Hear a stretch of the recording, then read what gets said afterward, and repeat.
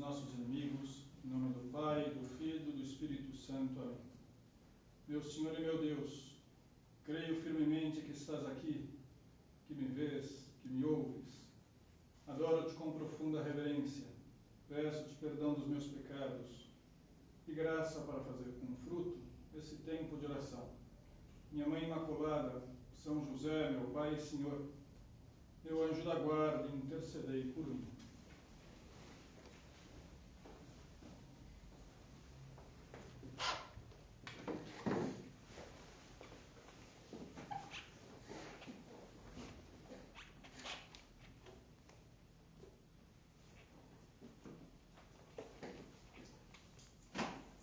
Se eu te perguntasse qual é o fundamento da vida cristã, o que você me responderia?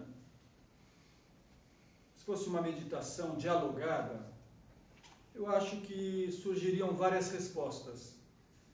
Cada um diria aquilo que considera mais importante na religião católica. Talvez algum de vocês dissesse ir à missa aos domingos. Isso é o fundamento, isso é o mais importante. Ou rezar, preciso rezar, oração. Viver a caridade com os outros. Ser uma pessoa honesta. Não há dúvida que tudo isso é importante. Mas o fundamento, o alicerce, o apoio da nossa vida espiritual encontra-se em algo que Jesus Cristo nos ensinou, mais ainda, uma verdade que Nosso Senhor nos transmitiu e que deve estar na base de tudo, que é a nossa filiação divina. Deus é meu Pai. Eu sou filho de Deus. E para entender por que essa verdade da nossa fé, essa revelação que Cristo, a segunda pessoa da Santíssima Trindade, o próprio Deus que se fez homem, então, o próprio Jesus nos fez, essa revelação, uma revelação divina, é algo que temos uma segurança, uma certeza de que é assim. Talvez ajude para a gente entender a importância dessa verdade, da nossa filiação divina, pensar na nossa família aqui na Terra, nos nossos pais. Veja, nem todas as pessoas tiveram um pai e uma mãe próximos. Ou porque ficaram órfãos quando eram pequenos, ou porque o pai se separou da mãe, ou porque mesmo morando com eles, o pai ou a mãe, ou os dois, eram muito distantes, ou muito severos. E tudo isso tem uma influência, especialmente quando é uma criança, um adolescente, não ter tido um pai e uma mãe carinhosos, não ter tido esse apoio ao longo do nosso crescimento, nos primeiros anos de vida, na primeira fase da nossa existência, deixa uma marca, costuma deixar. Não há dúvida que devemos superar isso. Não passa o tempo, uma pessoa madura, ela não guarda mágoa, ela perdoa, se a pessoa perdoar algo que talvez o pai ou a mãe não porque quisessem, mas sei lá, algo que tenha nos prejudicado, algo que não gostamos, algo que nos fez sofrer. É muito importante superar tudo isso e aceitar a vida como ela é e aceitar as circunstâncias da nossa família, da nossa existência, ter essa maturidade. Mas, ainda assim, esse fato, se aconteceu, a nossa história de vida trouxe uma repercussão em nós, gerou, por exemplo, uma ansiedade, ou uma insegurança, ou não ter uma pessoa próxima, o pai e a mãe, nos dando um bom exemplo que pudéssemos imitar, de modo que isso deixa uma lacuna, gera, tantas vezes, problemas nas pessoas. Vamos superar, né? Se aconteceu isso, pedimos a Deus agora no nosso coração para que não haja nada dentro de nós, né? Que nos distancie dos nossos pais, que os amemos como eles são. Isso é fundamental. Agora, se já é importante esse apoio do pai e da mãe aqui na Terra, muito mais, muitíssimo mais, é ter como apoio o nosso Pai Deus. Apoiar a nossa vida nessa verdade, nessa certeza, no amor que Deus nos tem. Quem não faz isso, infelizmente, muitas pessoas não têm esse fundamento nas suas vidas, não colocaram esse alicerce e vivem longe de Deus. E não se lembram de Deus para quase nada, e não colocam Deus, né, na base das suas decisões, não se apoiam nele para enfrentar os problemas. Quer dizer, isso gera problemas muito maiores. Nos deve encher de alegria, de agradecimento, pensar que, ainda que os pais nesse mundo às vezes decepcionam pelas suas limitações, pelos seus defeitos, Deus não. Porque Deus é perfeito. Porque Deus é infinitamente bom. Porque o amor de Deus é eterno por cada um de nós. Aconteça o que acontecer, Deus não nos abandona. Deus é fiel, diz a Sagrada Escritura. E por isso, o seu carinho é permanente. A sua proteção é contínua. Deus está sempre ao nosso lado.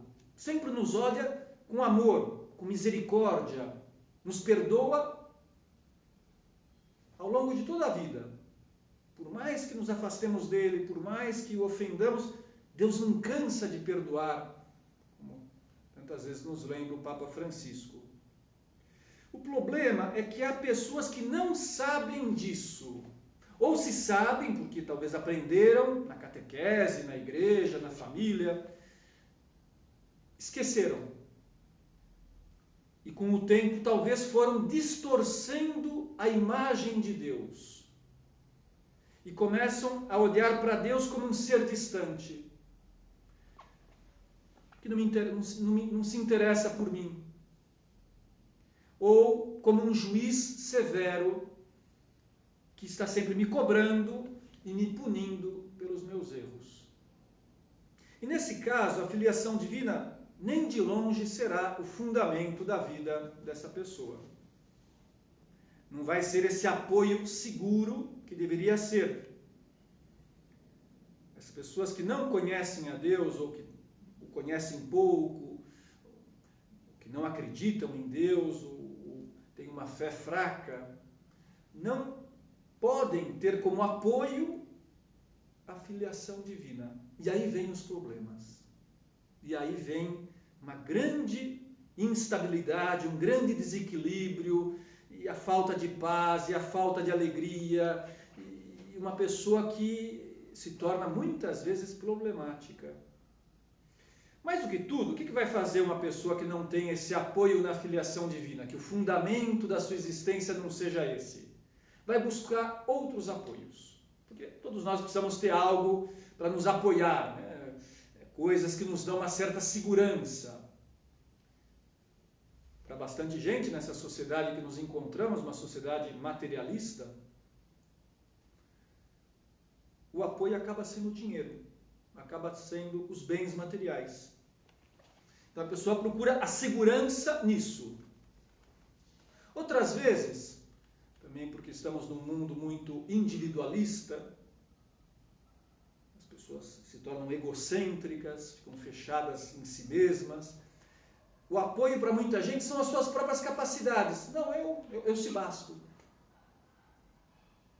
A minha força de vontade, a minha experiência, a minha inteligência, os meus talentos e capacidades, eu resolvo, eu dou conta. Mas a vida mostra que não é assim. No caso de uma pessoa rica, tantas vezes, sei lá, já ela acaba perdendo os bens, né? Já deixa de ser rica. Então aquela segurança que dava o dinheiro, desaparece. O mesmo, além do mais, né, mesmo que ela não perca esse dinheiro, a vida leva a que se comprove aquele ditado, que o dinheiro não traz felicidade. Uma pessoa coloca a esperança nesses bens materiais, numa vida tranquila, no conforto, mas ela não é feliz. Então ela percebe que isso não resolve, que só esses bens não trazem, né, o que realmente ela busca, que é a felicidade. No caso de alguém que se apoiasse só nas suas forças, em algum momento, e em geral não demora muito, essa pessoa vai perceber que ela não é tão forte assim, que ela é fraca, que ela tem defeitos, que ela é limitada, que a sua vontade não é tão determinada como ela imaginava, que ela desanima com as dificuldades, que sozinha, sem a ajuda de Deus, ela não chega muito longe. Nesse sentido, há uma parábola de Jesus que é muito boa para nos ajudar a entender o significado da filiação divina nas nossas vidas. No capítulo 7 de São Mateus. Aquele, pois, que ouve estas minhas palavras e as põe em prática, é semelhante a um homem prudente que edificou sua casa sobre a rocha. Caiu a chuva, vieram as enchentes, sopraram os ventos, e investiram contra aquela casa. Ela, porém, não caiu, porque estava edificada na rocha. Mas aquele que ouve as minhas palavras e não as põe em prática, é semelhante a um homem insensato que construiu sua casa na areia. Caiu a chuva, vieram as enchentes, sopraram os ventos e investiram contra aquela casa. Ela caiu e grande foi a sua ruína. A parábola, na verdade, é autoexplicativa. Nem precisaria comentar. Eu vou comentar, mas não precisaria, porque é bastante óbvia a conclusão. Construir uma casa sobre a rocha é algo muito desejável, né? Essa casa vai ser uma casa firme, estável, e virão as tempestades e os ventos, e a casa não cai. Em geral, as nossas casas estão construídas sobre a rocha, sobre um terreno firme, é preciso colocar edificações, fundamentos. Ninguém constrói uma casa sobre areia. Na verdade, sim, né? Quando a gente vai à praia, quando a gente era criança, todos nós fizemos algum castelinho de areia. E o que acontece? Vem a onda e destrói. Vem alguém e pisa em cima. E a casa se desfaz. De modo que a conclusão é que a filiação divina é a rocha. Ou eu coloco esse fundamento, ou eu construo a minha vida, o meu presente, o meu futuro, os meus projetos, os meus sonhos, no amor de Deus por mim, nessa verdade de que Deus é meu Pai, ou eu vou construir a casa sobre a areia. E a minha vida vai vir abaixo. É importante que nós tenhamos coragem de fazer uma pergunta para nós mesmos, agora mesmo, cada um por conta própria, no seu coração, na sua oração. Queremos aqui falar com Deus, fazer um pouco de meditação pessoal. Hoje não temos Jesus aqui no sacrário. Amanhã vai ter a missa aqui, Jesus vai ficar reservado, né, o Santíssimo Sacramento, por isso, né, a vela não está acesa, indicando a presença de Cristo Eucarístico. Por isso não tem aqui o véu do sacrário, indicando a sua presença junto de nós. Mas podemos fazer oração em qualquer lugar, né? Na rua, em casa.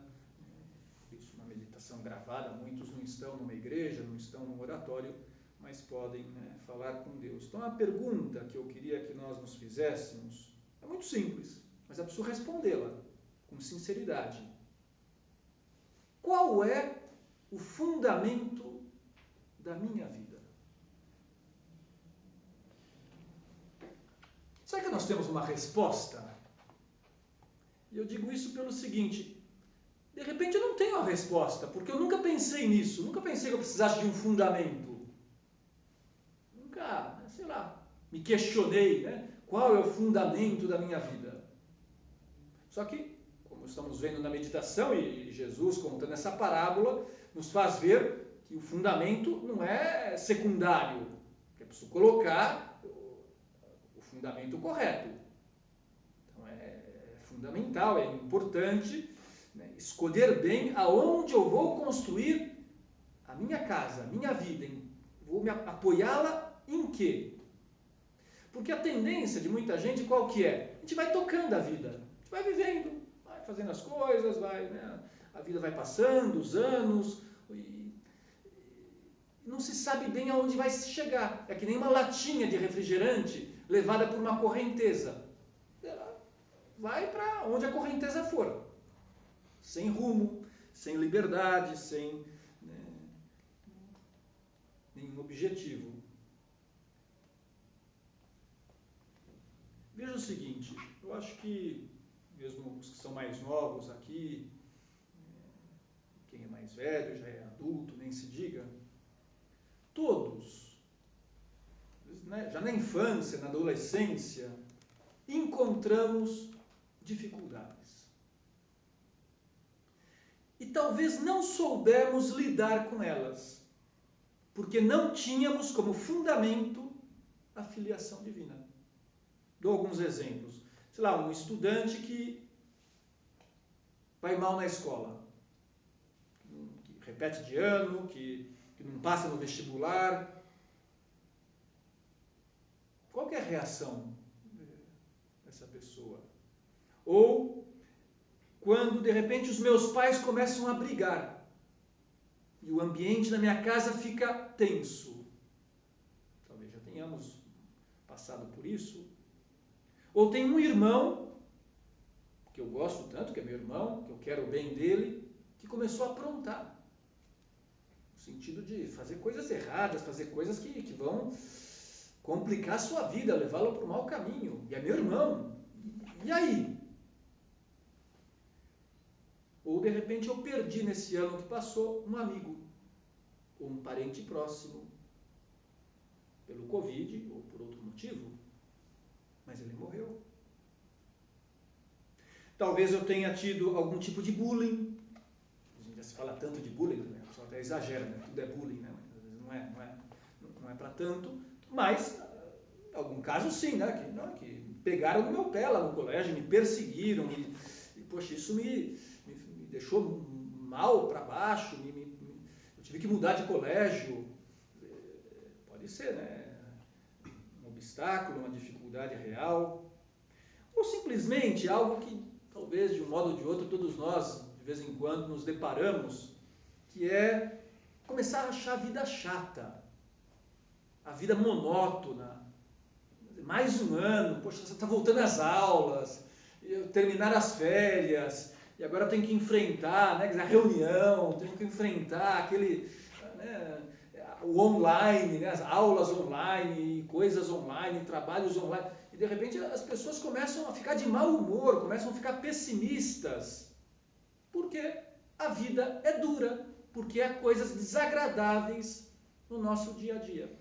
Nem tudo eu estava lá, né, num convívio perto do Rio de Janeiro, em Petrópolis, né, nem tudo é o paraíso do Rio de Janeiro, nem tudo é a Ilha Grande, né, que a gente foi conhecer lá, foi, né, quer dizer, umas praias desérticas, paradisíacas, fantásticas, né, uma água clara, né, que você vê os peixes. E nem sempre você está na Ilha Grande. Essa que é a realidade, né, de todos nós.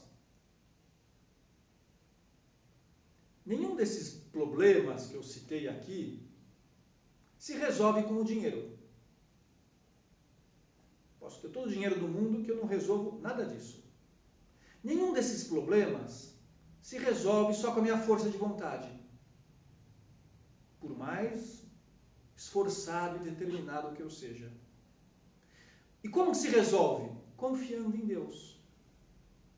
Lembrando que Deus é meu Pai.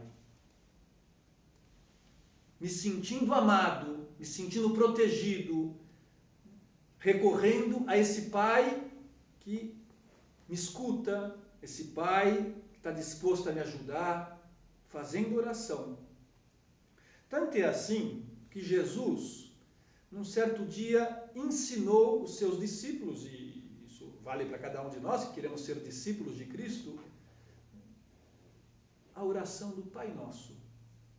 Quando ele ensinou os apóstolos, os discípulos a fazerem oração, ele ensinou essa oração que todos nós conhecemos, que rezamos ao longo de toda a vida, inúmeras vezes. O Pai Nosso. Isso é, o que Jesus ensina? Chamar Deus de Pai. Que é o mesmo que dizer confiar em Deus. Isso é, que nos dirijamos a Ele com carinho, com a certeza de que Deus se interessa pelas minhas coisas, pelo meu bullying, pelo meu mau humor, pela minha família, pelos meus estudos, pelo meu trabalho, por tudo aquilo que me preocupa. Eu posso falar com Deus sobre tudo isso, porque Deus, Ele está atento. Deus, além do mais, Ele pode me ajudar. O São José Maria, no livro Forja, diz assim, número 987, Deus é meu Pai, pensa, e é o autor de todo o bem, é toda a bondade. De modo que Deus, que é a bondade pura, é a própria bondade, é infinitamente bom, e além do mais, Ele é meu Pai. Isso me faz concluir, me faz pensar que tudo o que acontece na minha vida, também essas dificuldades, também o que me faz sofrer, é bom para mim, porque é permitido pelo meu Pai Deus. Porque Deus permite essas dificuldades para que eu cresça, para que eu me apoie mais nele, para que eu me santifique. Quer dizer, de modo que não é motivo de tristeza, não é motivo de desânimo, que não é um castigo, porque vem do meu Pai Deus. Se eu tiver esse fundamento, eu não venho abaixo. A casa não se destrói, não afunda. Quando a gente reza o Pai Nosso, além de chamar Deus de Pai, Jesus nos ensinou a pedir a Ele pelas nossas necessidades e por tudo o que nos convém pedir. 7 petições no Pai Nosso, não vou comentar todas porque não daria tempo, mas queria frisar especialmente uma que é: faça a sua vontade assim na terra como no céu. Eu sei que Deus é meu Pai, eu confio nele, desejo livremente agradá-lo, ser um bom filho, e por isso, quando eu peço, faça essa sua vontade assim na terra como no céu, eu estou querendo dizer: Senhor, eu quero que na minha vida se cumpra a sua vontade, o seu querer. Será que isso é verdade? Que nós, ao rezar o Pai Nosso, temos no fundo do coração esse desejo? Cumprir a vontade de Deus, que se cumpra no nosso dia a dia aquilo que Deus quer para nós, realizar o projeto que Ele tem para as nossas vidas. Porque todos os dias, Deus quer algo de cada um de nós. Para quem está de férias agora, Deus quer que ocupe bem o tempo nas férias, que não caia na preguiça, que aproveite o tempo para descansar, mas também para estar com os outros, para rezar, para crescer. Não é um tempo de preguiça, isso não é descanso. Então é a vontade de Deus. O que Deus quer para mim agora? Qual é a sua vontade, Senhor? Perguntar para Ele: Senhor, o que você quer de mim? E procurar depois levar à prática. E quando encontramos uma dificuldade, como aquelas que estávamos antes, ou outra que talvez esteja na sua cabeça, que você esteja enfrentando nesse momento, fazer esse raciocínio sobrenatural que nos dá a fé, isso é bom para mim. Ao invés de reclamar, ao invés de ficar talvez inconformado, por que acontece isso? dizer, faça essa sua vontade na minha vida, nisso. Senhor, se você quer, eu também quero. Será que nós somos capazes de dizer isso? Livremente, com alegria, por amor? Porque confiamos em Deus, porque o fundamento da nossa vida é a filiação divina.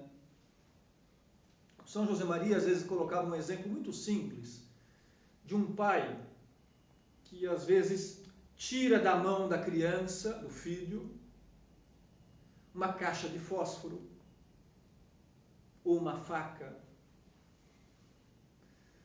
O filhinho, a criancinha, talvez na hora chore, grite, reclame.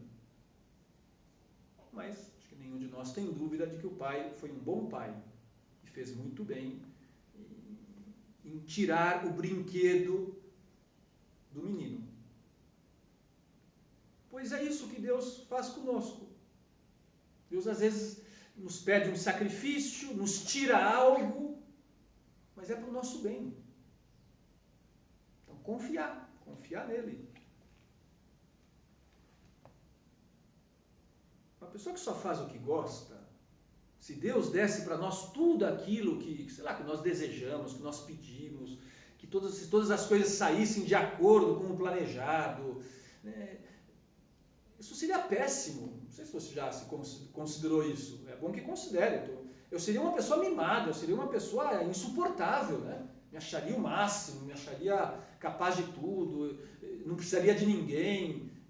Como não é assim, como a vida é diferente, como a vida traz contrariedades e problemas, eu preciso da ajuda dos outros, eu preciso da ajuda de Deus, eu preciso saber ser humilde, eu preciso saber ser paciente. Então isso me faz um grande bem. Tenho que agradecer a Deus. Obrigado, Senhor, pelas dificuldades.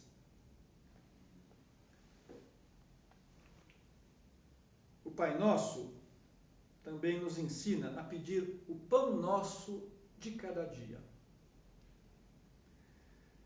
É um pedido que mostra que o fundamento da nossa vida é a filiação divina. Por isso nós pedimos ao nosso Pai pelas nossas necessidades materiais e espirituais. Nesse pão nosso de cada dia, não é só a comida, também é o alimento, mas é a saúde, são os bens espirituais, é a fé, é a paz interior.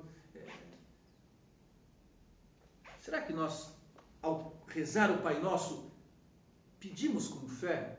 Nos sentimos necessitados da graça de Deus? Veja, Jesus fez uma afirmação muito clara em relação a isso.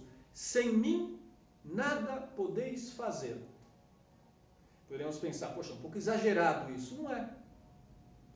Veja, nós estamos aqui agora porque Deus nos preserva na existência. Se Ele não nos preservasse, nós morreríamos. Nós existimos porque Deus quer. Além do mais, sozinhos, nós não fazemos muitas coisas boas. Fazemos algumas. Mas, sem a graça de Deus, sem a sua ajuda, nós não conseguiríamos levar uma vida santa. Não conseguiríamos amar todas as pessoas. Não seríamos capazes de imitar Jesus Cristo, de viver como filhos de Deus em todos os momentos. Nós precisamos pedir que o Senhor nos dê a sua graça e também o que dizemos no final do Pai Nosso. Não nos deixeis cair em tentação, mas livrai-nos do mal. Você vai pedir ao Senhor que nos ajude a vencer a tentação do egoísmo, a tentação de ficar pensando só em nós mesmos, de ficar fazendo só o que gostamos, a tentação de faltar à missa aos domingos, de deixar de lado a nossa vida espiritual. Senhor, não nos deixeis cair em tentação. Eu acho que pensando no conteúdo do Pai Nosso, fica mais fácil de perceber como a filiação divina deve ser o apoio da nossa vida. Porque precisamos da força de Deus, da proteção do nosso Pai do céu. Quando eu morava em Ribeirão Preto, tinha um advogado que falava comigo, casado, que ele tinha uma filhinha na época de 9 meses. E ele me contou uma história muito bonita. E a menininha, de vez em quando, ficava puxando pela barra da calça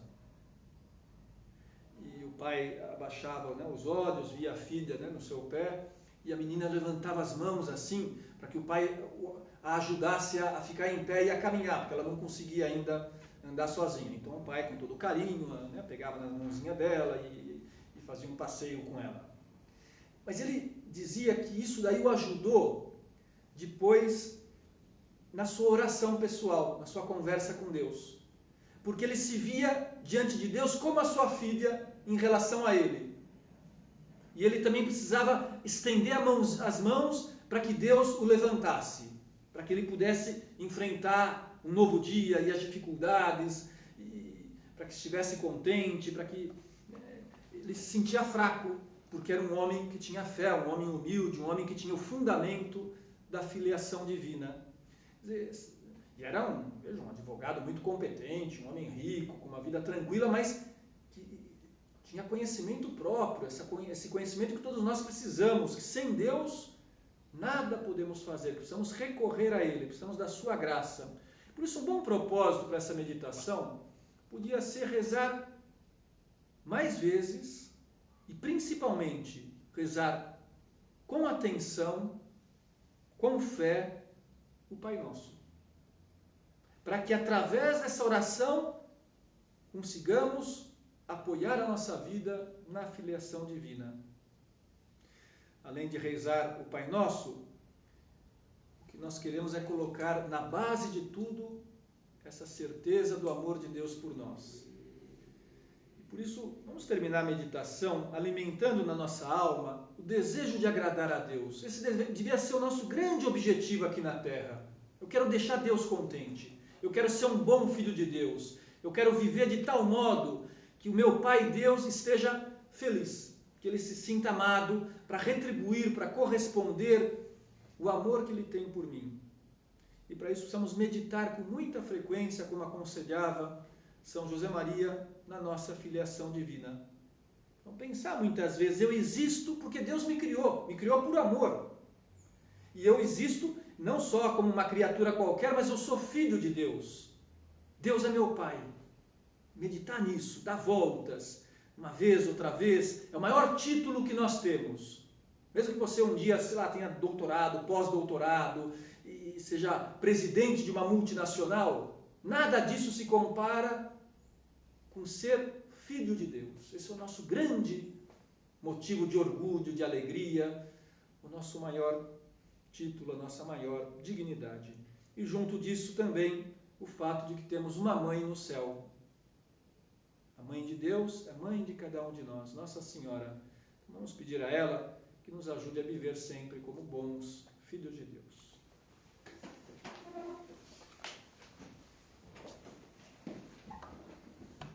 Dou-te graças, meu Deus, pelos bons propósitos, afetos e inspirações que me comunicaste nesta meditação. Peço-te ajuda para os pôr em prática. Minha Mãe Imaculada, São José, meu Pai e Senhor, meu anjo da guarda, intercedei por mim.